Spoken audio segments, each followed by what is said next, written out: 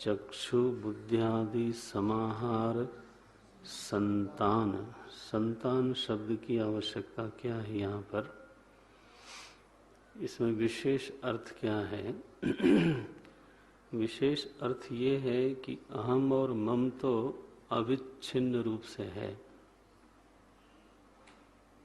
लेकिन जिसमें अहम और मम हो रहा है वो परंपरा प्रवाह से चल रही है चीज, उसमें कोई भी चीज स्थिर नहीं है। क्योंकि वृत्तियां भी बह रही हैं, संस्कार भी बह रहे हैं, कर्म भी उत्पन्न होते हैं और क्षय होते हैं, भोग भी उत्पन्न होता है और क्षीण होता है, शरीर भी उत्पन्न होता है और मरता है। माने एक बहती हुई चीज में अहम बुद्धि करना, बहती हुई चीज में मम बुद्धि करना, ये भी एक दुर्घटना है।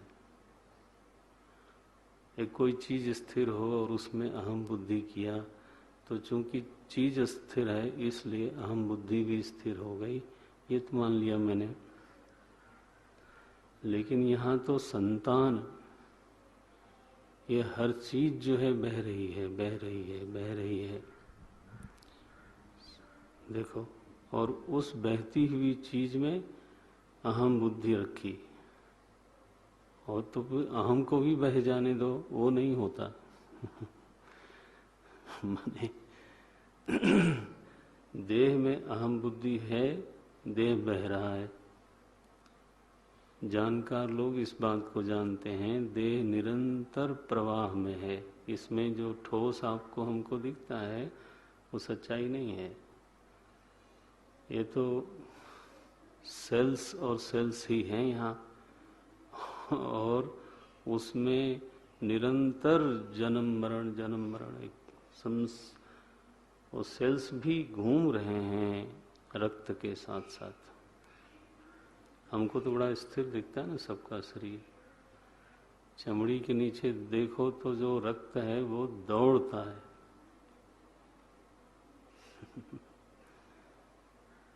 ऐसी स्थिति है, और उस रक्त के साथ जितने भी सेल्स हैं वो भी दौड़ रहे हैं। ये शरीर बहता हुआ शरीर है, और एक तो भीतर ही बह रहा है अपनी धुरी पर, दूसरी तरफ बचपन से लेकर के बुढ़ापे तक बह रहा है। बहता हुआ जा रहा है मृत्यु की ओर, मृत्यु की ओर, मृत्यु की ओर। फिर एक दिन दृष्टि से ओझल हो जाता है, फिर दूसरा। ऐसी एक प्रवाही चीज में हमारी जो अहम बुद्धि है वो कितनी जोरदार है। वो अहम बुद्धि बिल्कुल अविच्छेद लक्षण है। इसलिए सुबह मैं बोल रहा था, अहो माया वैभवम, ये माया का वैभव देखो, अविद्या का वैभव देखो। जिसको हम मम कहते हैं, इसी संघात को, जिसको हम अहम बोलते हैं उसी को मम बोलते हैं। मम भी बह रहा है। एक भी वृत्ति पकड़े पकड़ी नहीं जाती, एक भी भाव पकड़ने से पकड़ में नहीं आता, एक भी सांस पकड़ने से पकड़ में नहीं आती, लेकिन जो है उसमें मैं बुद्धि है।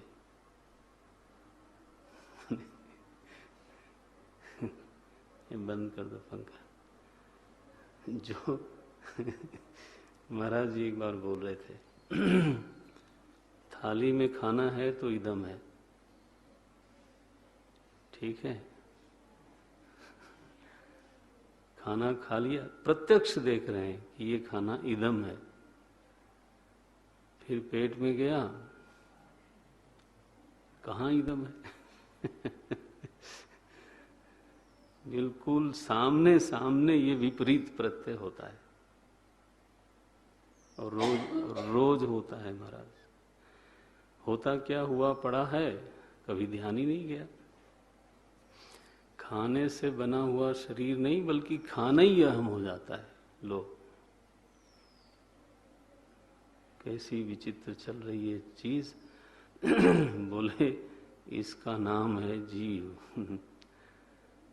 विपरीत प्रत्यय, प्रत्यय यथार्थ हो तो प्रमा हो गई, प्रत्यय विपरीत है तो भ्रमा हो गई। सो माने प्रमाण से निकली हुई चीज नहीं है ये, अविचार से निकली हुई चीज है। तो विवेक चूड़ामणि में भाष्यकार भगवान ने कहा अविचार कृतो बंध विचारेण निवर्तते। ये बंधन अविचार से पैदा हुआ है। पैदा हुआ है क्या है? अविचार कोई किया थोड़ा जाता है, करने की चीज तो विचार है। अविचार हमेशा अनादि होता है, ध्यान रखना। जो किया जाए वो तो फिर विचार होगा। तो अविचार कृतो बंध विचारेण निवर्तते। इसलिए बार बार भाष्यकार साधकों को समझाते हैं वस्तु सिद्धिर विचारेण न किंचित कर्म कोटि भी। आखिर असिद्धि वस्तु की कोई कर्म के अभाव में थोड़ा हुई है। वस्तु सिद्धिर विचारेण न किंचित कर्म कोटि भी। जीव भाव में रह करके जीव की जरूरतों के संदर्भ में कर्म की महिमा है। मैं फिर से बोल देता हूं, जीव भाव में रहते हुए जीव भाव की जरूरतों के संदर्भ में कर्म की महिमा है। अगर ये संदर्भ हटा दिया जाए जी, कर्म की कोई महिमा नहीं है। जीव की जरूरत है, जब वो शरीरधारी हो गया तो जीव की जरूरत है घर, भोजन, आने जाने के लिए वाहन और 50 तरह की और चीजें, दवाइयां, देश दैत। तो उसके संदर्भ में कर्म की बहुत महिमा है। लेकिन इस संदर्भ के बिना फिर क्या, किसकी महिमा है? जीरो। स्वस्तु सिद्धिर विचारेण न किंचित कर्म कोटि भी ही। ऐसी तो दशा है। बोलते हैं अहंकार ममत्वादि विपरीत प्रत्यय प्रबंधा विच्छेद लक्षण। अच्छा, इस सारे संघात में जो अहम मम की बुद्धि बनी हुई है, इस बुद्धि के गर्भ में संघात और संघात में जो अहम मम की बुद्धि बनी हुई है, उसके गर्भ में कौन रहता है? बोलते हैं नित्य शुद्ध बुद्ध मुक्त विज्ञान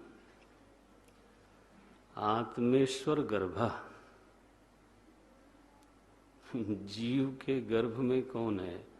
बोले मालिक साहब। मैंने what expression, it's a beauty I tell you. हम सभी ये जीवत्व भाव में, जीवत्व के गर्भ में, उसके पेट में,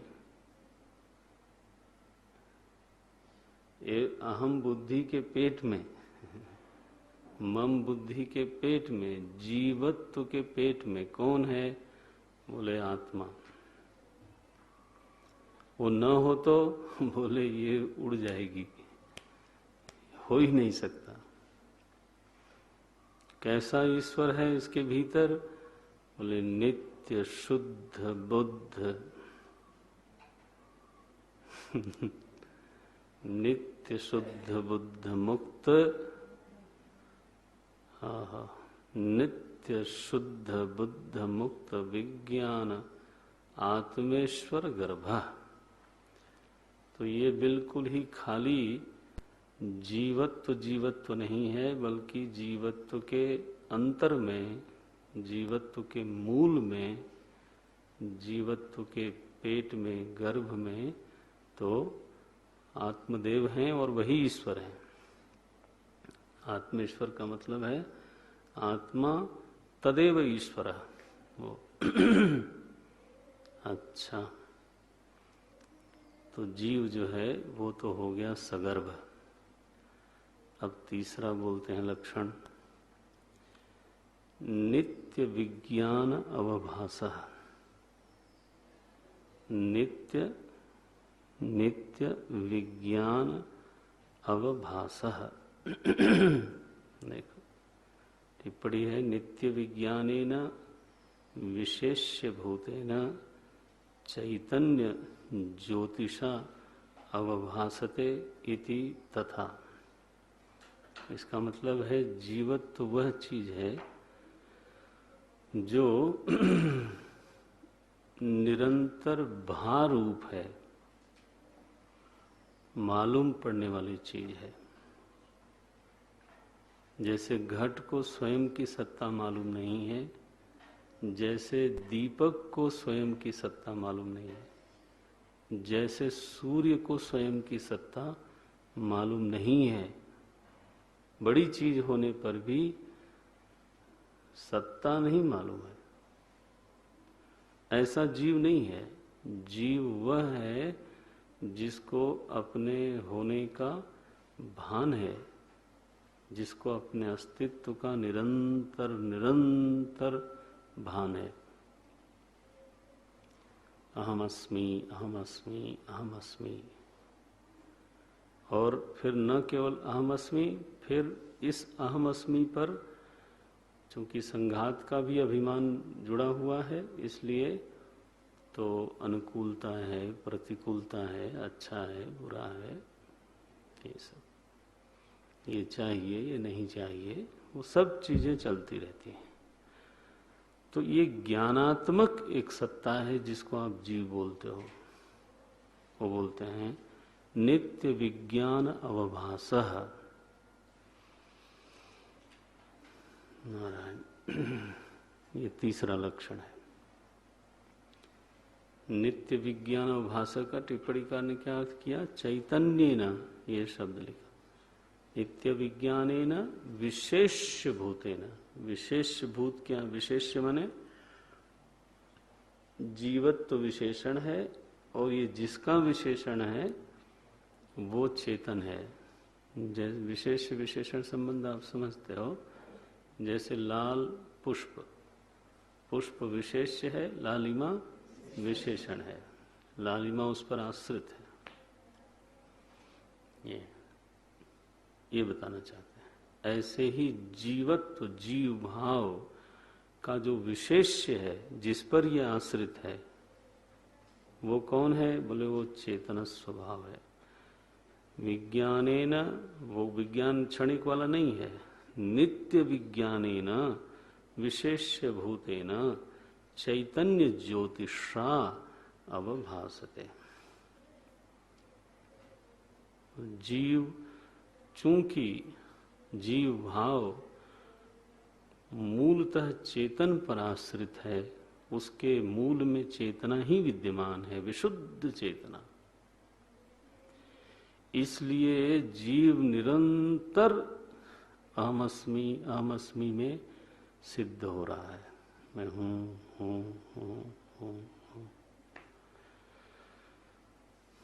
अहमअस्मि सदा भामि, मैं हूं और मुझे निरंतर मालूम है कि मैं हूं।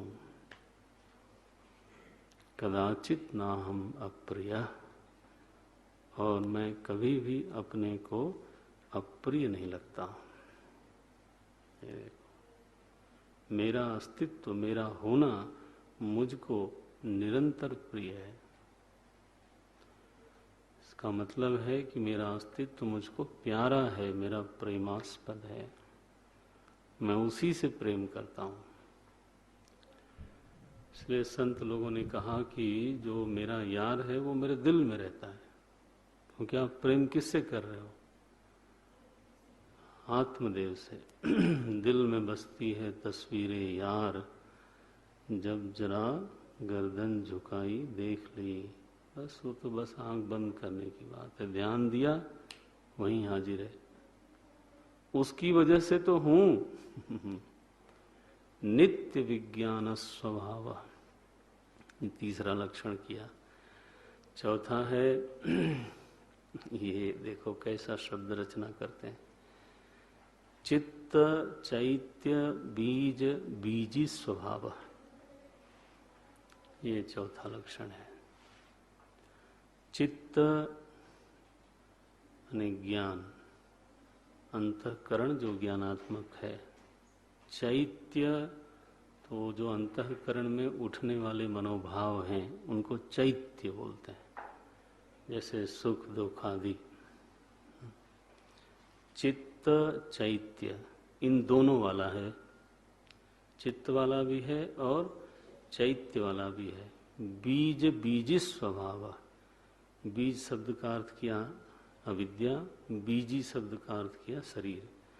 आनंद गिरिज महाराज लिखते हैं नारायण अविद्यादि, पीछे वाले पेज पर है, बीज चित्तम ज्ञानम चैत्याः, अंतिम पंक्ति है, चित्तम ज्ञानम चैत्याः सुखादयः, बीजम अविद्यादि बीजी शरीरम तत्स्वभाव, तत्स्वभाव मने विशिष्टस्य विशेषण तादात्म्यात् इत्यर्थः। विशिष्ट का इन विशेषणों के साथ तादात्म्य हो गया है और इसलिए वो इन वाला अपने को समझता है। चित्त वाला, चैत्य वाला, बीज वाला और बीजी वाला, ये जिसमें स्व लग गया ना उसको बोलते हैं स्वभाव। स्व शब्द का उपचार होता है, स्वस्य भाव है कि, तो ये सब मेरे हैं, मेरा ही अस्तित्व है, मेरा ही भाव है, इसलिए इसको बोल देते हैं स्वभाव। तो चित्त चैत्य बीज बीजी स्वभाव, कौन सा लक्षण हुआ ये? चौथा। अब पांचवी बात कहते हैं कल्पिता। ये जो जीव है ये बिल्कुल कल्पित है, कल्पना तुल्य है, इसकी कहीं कोई सत्ता नहीं है। कल्पिता, अच्छा। और अनित्य विज्ञान, ये छठा लक्षण किया। देखो पहले बोल चुके हैं नित्य विज्ञान अवभाषा, बोल चुके हैं ना। अब यहां बोलते हैं अनित्य विज्ञान। यह जीव अपने में क्षणिक विज्ञान का अनुभव करता है। एक तरफ तो उसको निरंतर अपने होने का भाव से, दूसरी तरफ वृत्तियों में जब तादात्म्य करता है तो वृत्तियों के स्तर पे जो उसका ज्ञान है वो क्षण क्षण क्षण क्षण बदल रहा होता है। सो अनित्य विज्ञान, ये कैसा है? ईश्वर लक्षण विपरीता। जीव की ऐसी स्थिति है और इसीलिए आप जो कह रहे थे, है ना, आपको जो लग रहा था कि ईश्वर से इसका लक्षण बिल्कुल अलग है, तो अब मैं बोलता हूं ईश्वर लक्षण विपरीतः अभ्युपगम्यते, ये सातवां लक्षण हो गया। तो 7 लक्षणों वाले जीव का वर्णन किया। पहला है चक्षु बुद्ध्यादि समाहार संतान अहंकार ममत्वादि विपरीत प्रत्यय प्रबंधा विच्छेद लक्षण। एक नित्य शुद्ध बुद्ध मुक्त विज्ञानात्मेश्वर गर्भ। 2 नित्य विज्ञानावभास। 3 चित्त चैत्य बीज बीज स्वभाव। 4 कल्पितः। 5 नित्य अनित्य विज्ञान। 6 और फिर आया ईश्वर लक्षण विपरीत। ईश्वर के लक्षणों से यह जीव विपरीत है। अच्छा, अब इसकी स्थिति क्या है? ये सप्त लक्षणात्मक जो जीव है इसकी स्थिति क्या है? बोले असली में तो ये तो अविच्छेद लक्षण है। विपरीत प्रत्यय प्रबंध अविच्छेद लक्षण, ये मूल बात है उसमें। बोले अगर उस प्रत्यय का विच्छेद हो जाए, क्यों विच्छेद हो जाए? क्योंकि वो तो भ्रम है, यथार्थ का बाध नहीं होता, जो अयथार्थ है। जब विचार से, श्रवण से, मनन से बार बार ये सिद्ध होवे साधक के देह बुद्धि में कि बताओ ये बहती हुई चीज, ये संघात रूप चीज, और उसमें हमारी अहम बुद्धि, और फिर उसी में मम बुद्धि, अहम और मम बुद्धि बनी की बनी रह गई, और जिनमें हम अहम बुद्धि करते हैं वो सरकते जा रहे हैं। पीछे पता नहीं कितने शरीरों में अहम बुद्धि करी, वो शरीर चले गए और अहम महाराज निकल के दूसरे शरीर में घुस बैठे। ये अच्छा घुस बैठी हैं मने सी, ये बार बार जब विचार होवे सुबह एक मनोभाव था तो मैं ऐसा हूं, उदास हूं, प्रसन्न हूं। अब मेरे कहने से तो भाव रुकेगा नहीं, धीरे से वो सरक गया। ठीक, अब दूसरा भाव आ गया, उसमें हम बुद्धि है। शाम तक पता नहीं कितने मनोभाव आ जाएंगे और सभी में अहम बुद्धि होगी और मनोभाव महाराज बह जाएंगे और हम वहीं ये जो हमारी ऐसी एक विचित्र विलक्षण स्थिति बनी पड़ी है। सांस पता नहीं कितनी चली गई सुबह से लेकर के, दिल कितनी बार धड़क गया। अहम महाराज बस टिके हुए।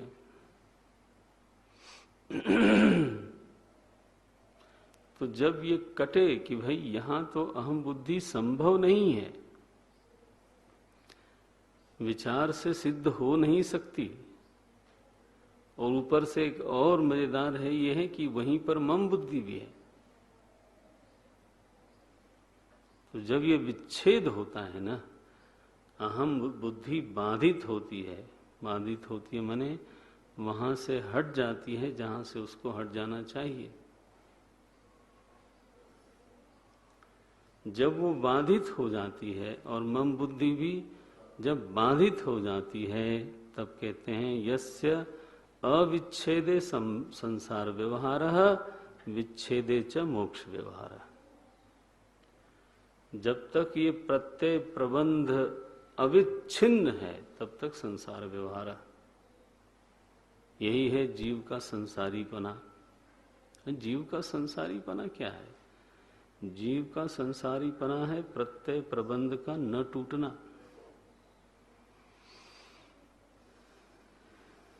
अहम मम बिल्कुल बना हुआ, कहां से आया, कब तक रहेगा, कुछ मालूम नहीं। पूछते हैं शंकराचार्य जी विवेक चूड़ामणि में, को नाम बंध कथमेश आगत, कथम प्रतिष्ठा, कथम निवृत्ति। ये कभी विचार करो हे साधक, ऐसे बोलते हैं। को नाम बंध, ये बंधन हमको लगता रहता है, दूसरे लोग भी कहते रहते हैं, ये किसका नाम है, कहां से आया, कथम ऐसा आगत है, किस पर टिका हुआ है, कथम प्रतिष्ठा, और जाएगा कैसे। को नाम बंध प्रत्यय प्रबंध अविच्छेद एव। बस ये यावत् पर्यंतम विच्छेद न भविष्यति तावत् पर्यंतम संसारः तिष्ठति एव। संसरणम तो भविष्यति एव। ये है, ये ऐसी स्थिति विचित्र सी है। कहते हैं यस्य अविच्छेदे संसार व्यवहार और विच्छेदे सति मोक्ष व्यवहार। आत्मा में मोक्ष और बंधन नहीं है। ये जो जीव है माने प्रत्यय प्रबंध से युक्त जो एक संघात चेतना कह लीजिए, तो इसकी ये स्थिति है। इसी में बंधन और इसी में फिर मुक्ति। मोक्ष व्यवहार बोलते हैं, मोक्ष शब्द का व्यवहार होता है। यहाँ तक प्रतिबिंबवाद अथवा आभासवाद को लेकर के भाष्यकार ने चर्चा की। कहते हैं आनंद गिरि जी महाराज, यस्य विशिष्ट रूपस्य, विशिष्ट रूपस्य, विशिष्ट रूप माने हुआ कि मैं इन वाला हूं, इन विशेषणों वाला हूं का मतलब क्या हुआ कि इन वाला हूं। ये जैसे कमल का पुष्प कहे कि मैं लालिमा वाला हूं, ये वाला बन करके जब रहे, इन विशेषणों को धारण करके रहे, तब बोलते हैं यस्य विशिष्ट रूपस्य अविच्छेदे, ये अविच्छेदे तत्प्रविष्ट चित स्वरूपस्य संसार व्यवहार। वो जो विशेष चित है तत्प्रविष्ट, तत्प्रविष्ट माने उसमें प्रतिफलित, उसमें प्रतिबिंबित, आप जो आपको समझ में आवे बोल लो, उस चेतन का संसार व्यवहार होता रहेगा।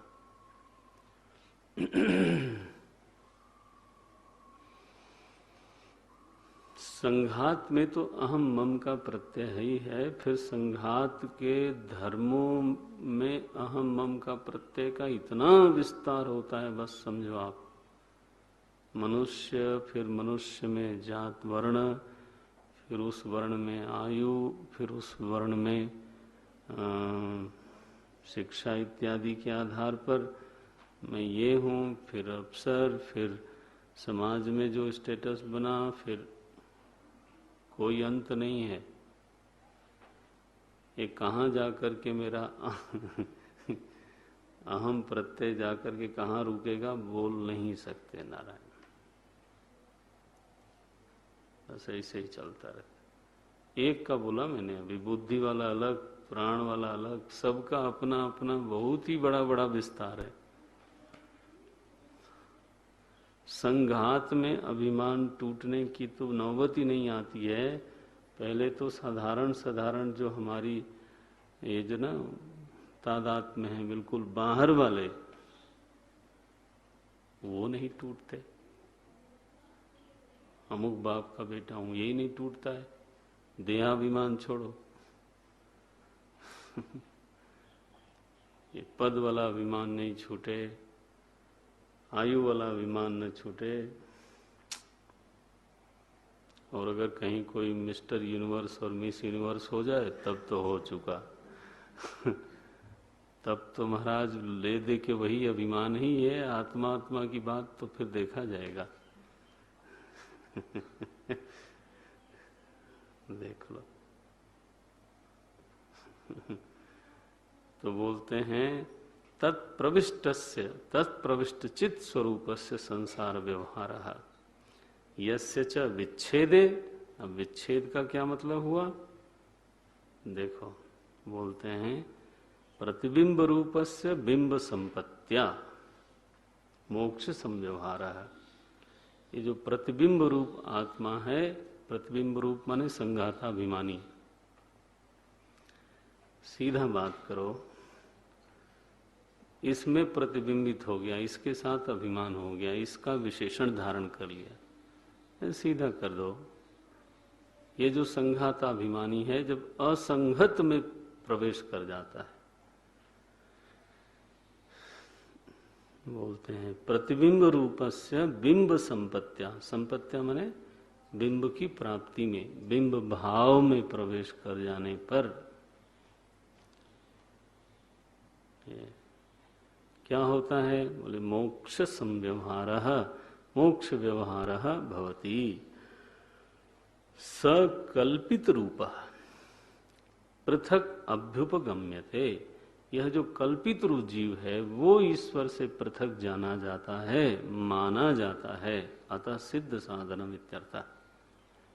अब द्वितीय विकल्प है। द्वितीय विकल्प हमने बोला था जीव कौन है, उसमें 3 विकल्प बनाए थे ना, आनंदगिरी महाराज का याद होगा। पहला प्रतिबिंबवाद से, दूसरा अवच्छेदवाद से, तीसरा निरुपाधिक। तो अब द्वितीय है। द्वितीय विकल्पे अपि सिद्ध साधनत्वम आह अन्यस्यैति। दूसरा विकल्प क्या है, भाष्यकार बोलते हैं अन्यश्च। अन्यश्च माने दूसरे दृष्टि से इसी को कैसे अध्ययन करते हैं, जीव भाव को ही। मृत प्रलेपवत प्रत्यक्ष प्रध्वंस देव पितृ मनुष्यादि लक्षण भूत विशेष समाहार, ये जीव है। 3 लक्षण इसमें किए, बल्कि कहना चाहिए हाँ चलो 3 बोल लो। तो इसमें मुख्य है भूत विशेष समाहारः। ये भूत विशेष को आत्मा समझ लेना। जैसे मनुष्य पंचभूत का ही एक पिंड है, इसमें अहम बुद्धि करना और अपने को मनुष्य कहना। कोई अपने को देव कहेगा, कोई अपने को पितृ बोलेगा। देव पितृ मनुष्यादि लक्षण। तो मनुष्य देहावच्छिन्न चेतन ऐसे बोलेंगे, देव देहावच्छिन्न चेतन, ये पितृदेहावच्छिन्न चेतन, वो अपने को जीव बोलता है। आनंदगिरी जी महाराज ने दूसरे विकल्प में क्या कहा था, द्वितीय किंवा देव मनुष्यादि शब्दवाच्याः सचितिका देहा, माने जीवित शरीर, इसको जीव बोलते हैं। सचितिका देहा। और वो देह कैसे हो सकते हैं, असंख्य हो सकते हैं, जिसमें 3 नाम ले लिया, देव मनुष्य पितृ आदि। तो अगर तुम इसको जीव मानते हो, सचेत जीव को, जीवित देह को अगर तुम जीव मानते हो, जैसे कि अभी बैठे हो आप लोग, तो इसकी स्थिति क्या है? बोले ये तो ऐसा है ना, जैसे कि दीवाल पर, दिवाली में दीवाल पर मिट्टी का एक लेप लगाती हैं माताएं। मिट्टी के घर होते थे तो लगाते थे, वो चिपक जाता था, वो लगता था कि दीवाल का ही हिस्सा है। दीवाल का हिस्सा भी नहीं लगता था, बल्कि लगता था यही दीवाल है ये। फिर वो निकल आती थी, फिर दूसरे साल फिर लगा देते थे। ये देखो, तो मृत प्रलेपवत ये दृष्टांत है। मृत प्रलेपवत माने मिट्टी का लेप की तरह आत्मा के ऊपर ये लगते हैं। कौन? देव मनुष्य आदि शरीर। भगवान की कृपा देखो, गीता में उन्होंने कम से कम कपड़ा तो कहा इसको।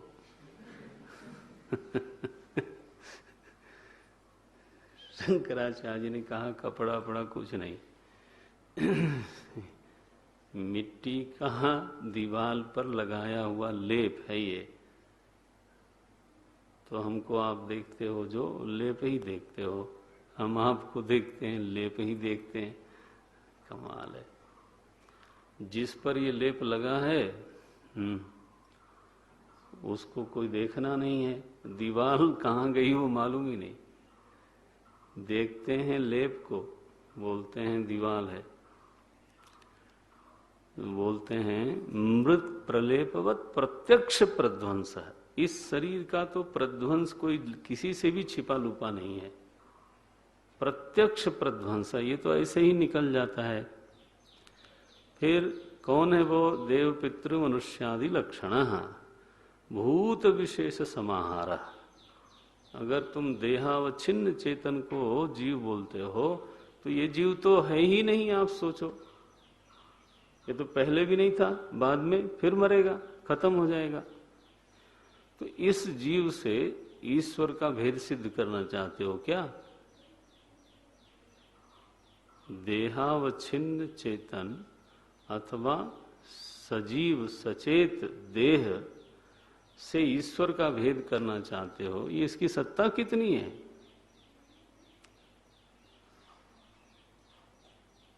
भेद करना भी है तो जोड़ीदार में करो, बराबरी वाले में कहो। ये इसमें क्या भेद, क्या अभेद। ये बोलते हैं। बोले अब तीसरा विकल्प जो है वो ये है कि जीव कोई विशुद्ध चेतन है जो सच में उतनी ही सत्ता रखता है जितना जितना ईश्वर का है। अगर तुम तीसरी सत्ता पर आते हो तब आओ जरा बात करते हैं। माने संघाताभिमानी होकर के चित प्रतिबिंब रूप जो जीव है, कल्पित है, उसकी बात करें तो वो तो कल्पित है। देहावच्छिन्न चेतन की बात करें तो वो तो प्रत्यक्ष प्रध्वंसी है, क्षण भी नहीं कहा। क्या बोलते हैं? प्रत्यक्ष प्रध्वंसी है, मृत प्रलेपवत है। उससे भेद की क्या बात करें? तीसरा विकल्प है। क्या है वो? न पुनः चतुर्थ माने तुरीय है, तो नंबर में तीसरा और शब्द लिख दिया चतुर्थ। तो चतुर्थ शब्द का अर्थ जो है वो गड़बड़ा मत देना। चतुर्थ माने तुरीय। ये नारायण बोलते हैं न पुनः चतुर्थ अन्य भिन्न लक्षण ईश्वरात् अभ्युपगम्यते। जो चौथा है अर्थात तुरीय तत्व है, उसको ईश्वर के लक्षणों से भिन्न नहीं स्वीकार किया जा सकता, क्योंकि उसका लक्षण वही है जो ईश्वर का है। आपने क्या कहा था? लक्षण भेदात वस्तु भेदा। तो लक्षण भेद तो कल्पित जीव में है। जीव का जो असली रूप है वहां तो लक्षण में कोई भेद है नहीं। ये बोलते हैं न पुनः चतुर्थ अन्य भिन्न लक्षण ईश्वरात् अभ्युपगम्यते। इसी को खोलते हैं, साफ करते हैं। थोड़ा अंग्रेजी को देख लो। बोले तृतीय विकल्पे बुद्ध्यादि कल्पितेभ्य विशिष्टात्मभ्य व्यतिरेकेण। समझ में आया? बुद्ध्यादि, तृतीय विकल्पे बुद्ध्यादि कल्पितेभ्य विशिष्टात्मभ्य, जो विशिष्ट आत्मा है उससे व्यतिरिक्त, वो क्या है? निरुपाधिक स्वरूपाभिप्रायण। वो निरुपाधिक स्वरूप को अभिप्राय में रख करके पक्षी करने, अगर तुमने इसको पक्ष बनाया है कि यह जो जीव है निरुपाधिक वो ईश्वर से भिन्न है, अगर तुम आज ये कहना चाहते हो तो हेतु आश्रया सिद्ध। हेतु का आश्रय ही सिद्ध नहीं होगा। हेतु का आश्रय क्या था? लक्षण भेद। हाँ, हेतु का मूल आश्रय है लक्षण भेदात। वो बोले हेतु का आश्रय असिद्ध हो गया, लक्षण में ही कोई भेद नहीं मिलेगा। उसका भी नित्य ज्ञान है, इसका भी नित्य ज्ञान है। ये इसका भी कर्म बिना करता हुए है, उसका भी, इसमें भी नित्य शक्ति, उसमें भी नित्य शक्ति। न ये उपासक उपास्य है, न वो उपासक उपास्य है। ये भी नित्य शुद्ध है, वो भी नित्य शुद्ध है। ये भी नित्य मुक्त है, वो भी नित्य मुक्त है। फिर मुझे बताओ तुम्हारे हेतु का आश्रय क्या?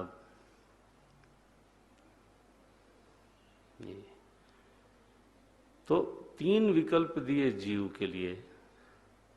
पहला तो जिसको दुनिया समझती है उसका शास्त्रीय विवेचन कर दिया, संघाताभिमानी, सरल भाषा में इतना निचोड़ रूप से समझ लें। अविचार सिद्ध संघाताभिमानी, एक तो यह वो कल्पिता है।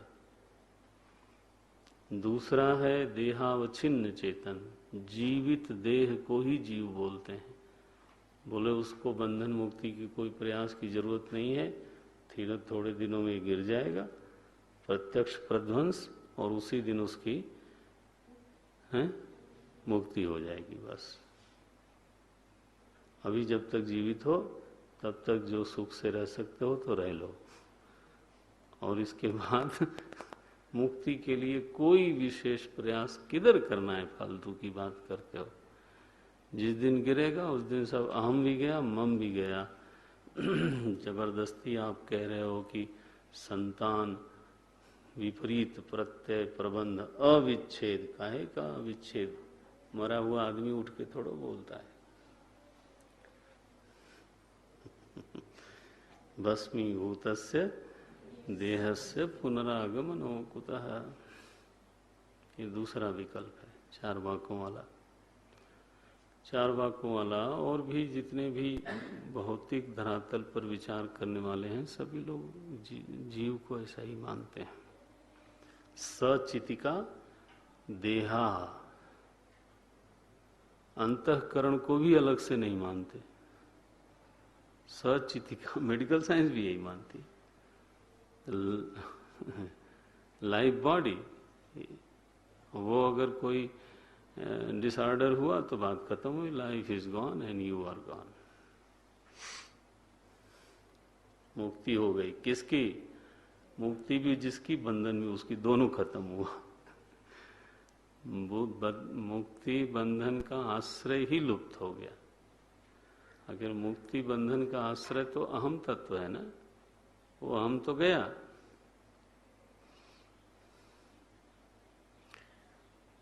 मैं हॉस्पिटल में था तो ये बात बार बार समझ में आती थी कि लोग आपके शरीर को, और है भी ऐसा ही, एक बिगड़ी हुई मशीन से ज्यादा कोई मानने को राजी नहीं है। बिल्कुल, ये मशीन बिगड़ गई है, वर्कशॉप में आई है, इतना है। पूरी दृढ़ धाड़, बार बार उसी हिसाब से चलते हैं। और इसलिए इसको कहीं खोलना हो, तोड़ना हो, फोड़ना हो तो अब शरीर, वो तो मशीन ठीक करनी है तो करनी है। महाराज बिल्कुल आनंद से घोंप देते हैं।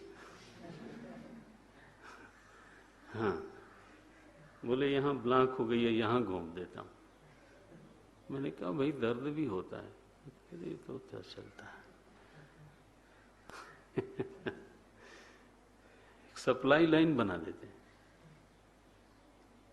तो बार बार उनको उसी में से रक्त भी डाल दिया, उसी में से जो भी डालना होगा डालते जाते।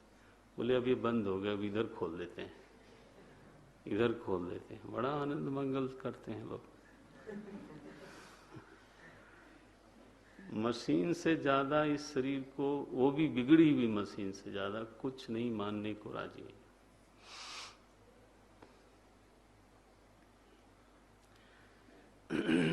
उनसे बोलो प्रत्यय प्रबंध विच्छेद लक्षण, बोले वो जाके सांदीपनी में करते रहना। यहाँ तो अभी हमको आपका सचिति का देहा ही ठीक है।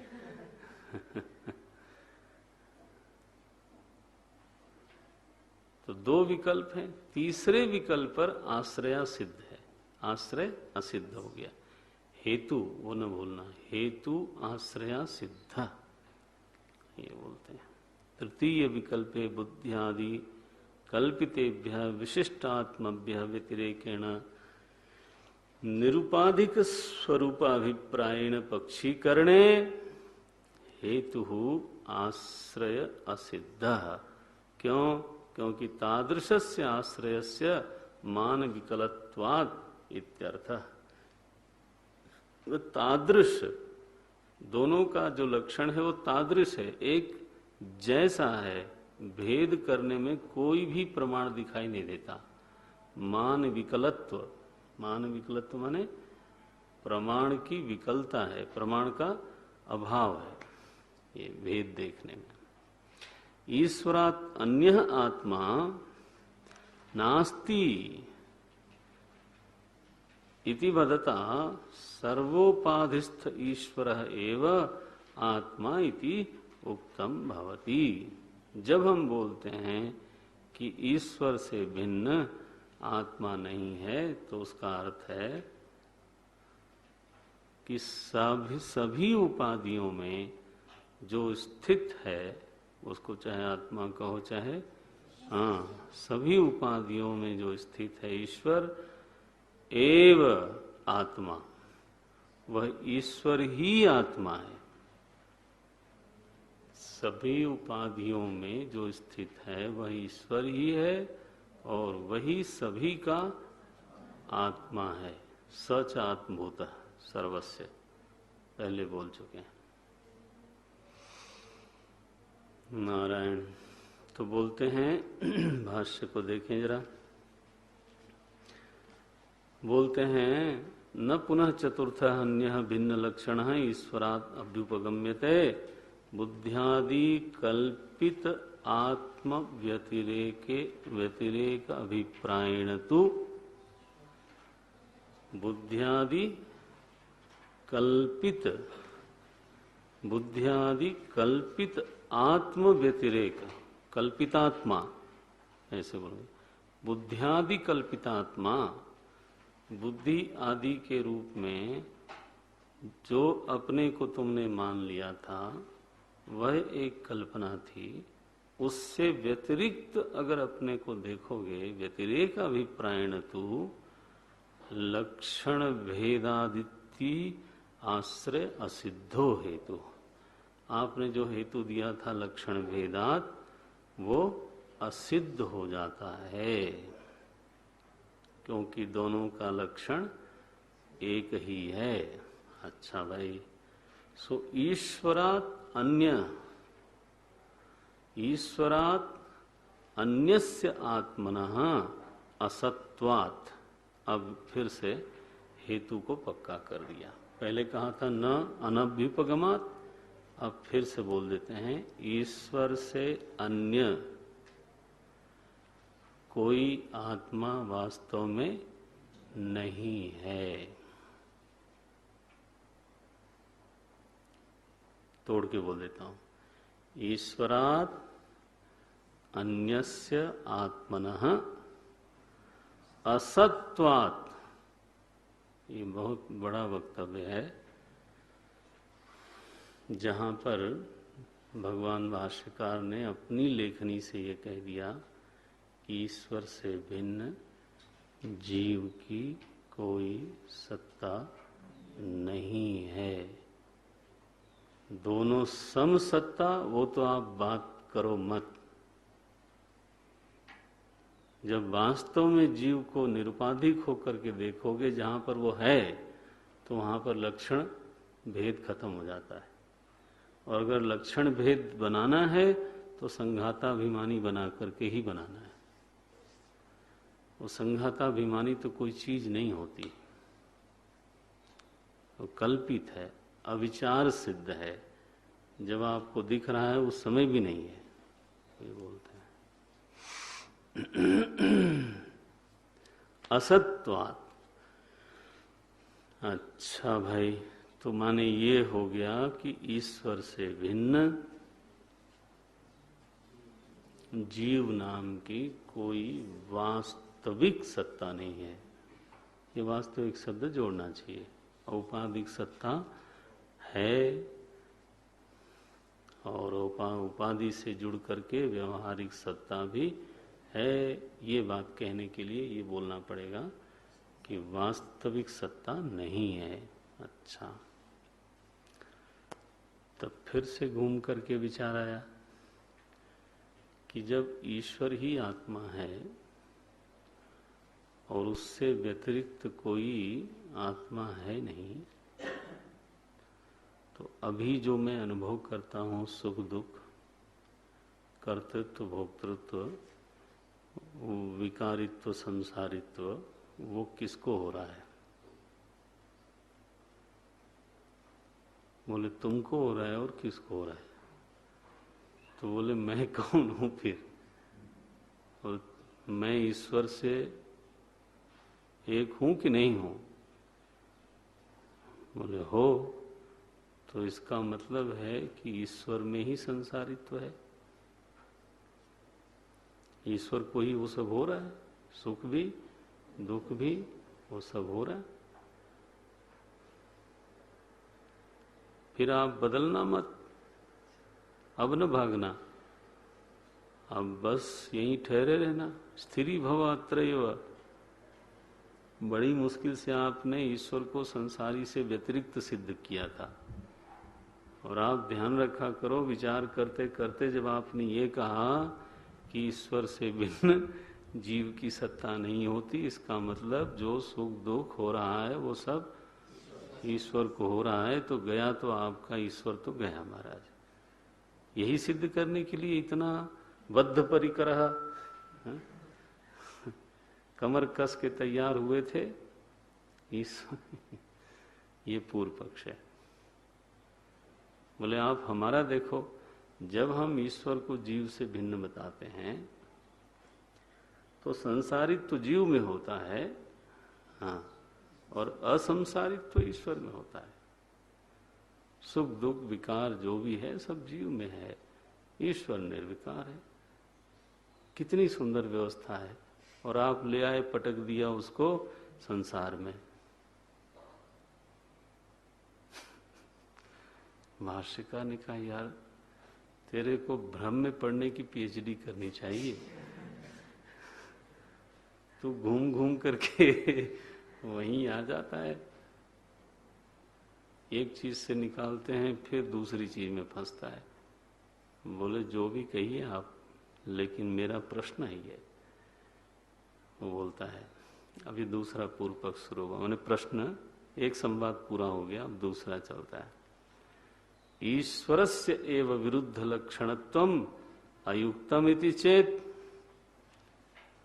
बोले ईश्वर में लक्षण भेद का अभाव आपने मान लिया, लक्षण भेद को स्वीकार किया नहीं, तो ईश्वर में ही विरुद्ध लक्षण स्वीकार किया। विरुद्ध लक्षण क्या है? कि नित्य ज्ञान वाला ईश्वर, उसमें आपने अनित्य ज्ञान को स्वीकार कर लिया। क्यों? क्योंकि मुझे तो अनित्य ज्ञान हो रहा है, मुझे हो रहा है और मैं ही ईश्वर हूं, तो इसका मतलब ईश्वर में ही हो रहा है। महाराज एक यूनिवर्सिटी के नाम न लूं तो अच्छा है। यूनिवर्सिटी के फिलोसफर, हेड ऑफ डिपार्टमेंट, बहुत प्रतिष्ठित विद्वान यूनिवर्सिटी के क्षेत्र में, इंटरनेशनली रिकॉग्नाइज्ड, फॉरेन जाना, पेपर पढ़ना। तो प्रयागराज की बात है, उन्होंने एक किताब लिखी, तो उसमें गीता पर 16वां श्लोक है दूसरे अध्याय का, ना सतो विद्यते भावः ना भावो विद्यते सतः। ये लक्षण किया कि जो असत है उसका कभी भी भाव नहीं होता। न असतः विद्यते भाव, और जो सत है उसका कभी भाव नहीं, अभाव नहीं होता। ना सतो विद्यते भाव न अभावो विद्यते सतः। सत और असत का यही लक्षण है। सत वो जिसका कभी अभाव नहीं होता, असत वो जिसका कभी भाव नहीं होता। तो टिप्पणी क्या लिखते हैं वो, कि चूंकि दुनिया का भाव है इसलिए दुनिया सत है।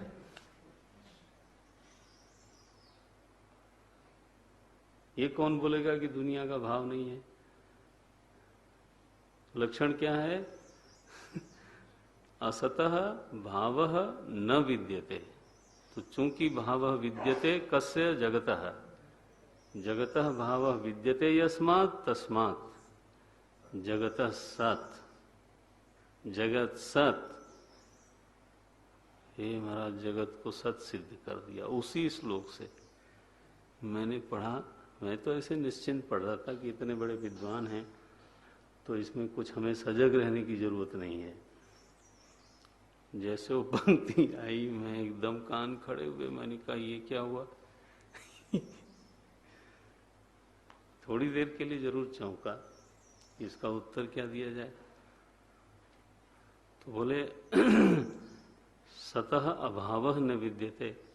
अब शरीर को अगर सत मान लिया जाए तो इसका फिर अभाव नहीं होना चाहिए, तत्तु न दृश्यते। इसका अभाव तो हो जाता है।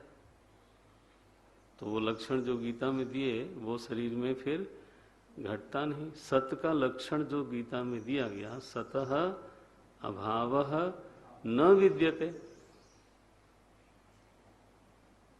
तो दुनिया में ऐसी कौन सी चीज है जिसका अभाव नहीं हो जाता। पलटी मारी गई फिर। दुनिया में हर चीज कभी न कभी अभाव को प्राप्त हो जाती है। यस्मात् तस्मात् जगत न सत्यम। वो महाराज ने उल्टा सिद्ध कर दिया उससे। अब इसे ये पूर्व पक्षी देखो, उसने कहा चूंकि मुझ में विकार होते हैं और चूंकि मैं ईश्वर से भिन्न नहीं हूं, इसलिए तस्मात् सारे दोष जो हैं विरुद्ध लक्षण सब ईश्वर में जाके सट गए। कितना गलत हो गया देखो तो सही। ईश्वरस्य एव विरुद्ध लक्षणत्वम अयुक्तम। बताओ, नित्य ज्ञान वाले को अनित्य ज्ञान से जोड़ दिया, नित्य शक्ति को अनित्य शक्ति से जोड़ दिया। और इतना ही नहीं, सुख दुखादि योगस्य, ऐसे ईश्वर को सुख और दुख का भी योग होगा। वाह। भाष्यकार को पूछा उसने, उत्तर दीजिए आप इसका। बोले कल देंगे। कल नहीं, परसों। उत्तर पहला क्या, नहीं ऐसा नहीं है। मेरे प्रतिपादन में पहली बात हमने कही थी, संसारी व्यतिरिक्त ईश्वर संभावना है। यही तो हमारा प्रतिपाद्य है कि संसारी कर्ता से भिन्न एक ईश्वर होना ही चाहिए। इसी बात का खंडन करने के लिए हमने कहा कर्ता एवं फल काले प्रयोक्ता न भविष्यति। अगर कर्ता को ही फल काले प्रयोक्ता बनाना था तो फिर तो इतना झंझट करने की क्या जरूरत है। हम ये कह रहे हैं संसारी से व्यतिरिक्त नित्य मुक्त एक चेतन है, वह ईश्वर पदवाच्य है।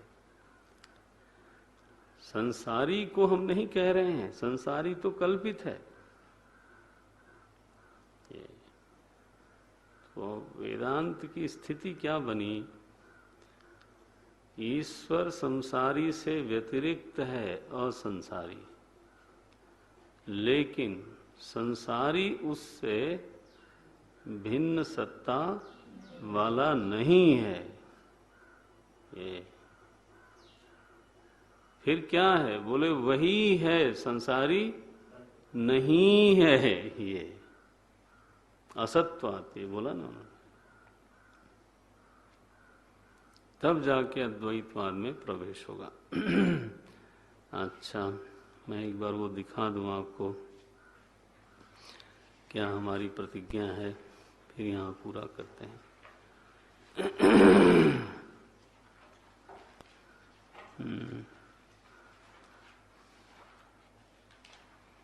बहुत पीछे जाना पड़ेगा।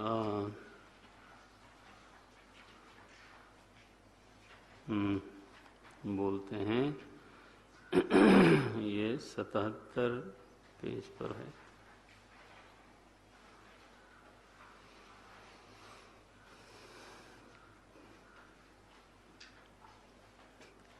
मिला?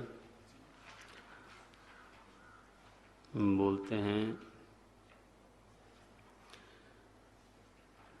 आनंद गिरिजी महाराज को देखना। मिला?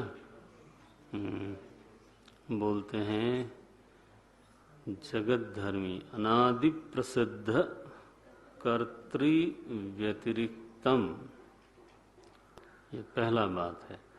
अनादि प्रसिद्ध कर्तृ व्यतिरिक्तम जगत धर्मी कृत्य यद्यपि ईश्वरः शिशाधैषितः तथापि जगतो बहूनि विशेषणानि संसारी विलक्षण कर्तृ संभावनाय, ये संसारी विलक्षण कर्तृ संभावनाय, तीसरी पंक्ति, ये प्रतिज्ञा है। और भाष्यकार की पहली प्रतिज्ञा करी, बोलते हैं श्रुति स्मृति प्रसिद्धिभिः नित्य सर्वविज्ञाने ईश्वरे सर्वात्मनि सर्वशक्तौ सिद्धे अपि, सर्वात्मनि शब्द पहले ही डाला हुआ है। प्रतिज्ञा में हमेशा अव्यभिचार रहेगा। नित्य सर्व विज्ञाने ईश्वरे सर्वात्मनि सर्वशक्तौ सिद्धे अपि, ये ऐसा ईश्वर होना चाहिए। इसी की हम सिद्धि करने के लिए प्रयासरत हैं। तो संसारी विलक्षण कर्तृ संभावनाय, ये हमारी प्रतिज्ञा है।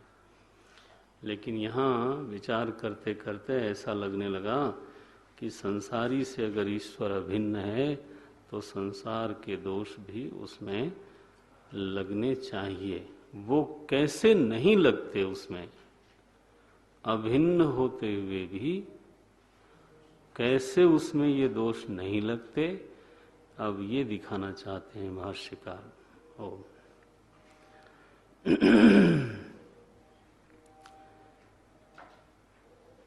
ओम पूर्णमदः पूर्णमिदं पूर्णात् पूर्णमुदच्यते पूर्णस्य पूर्णमादाय पूर्णमेवावशिष्यते। ओम शांति शांति शांति। हरि ओम।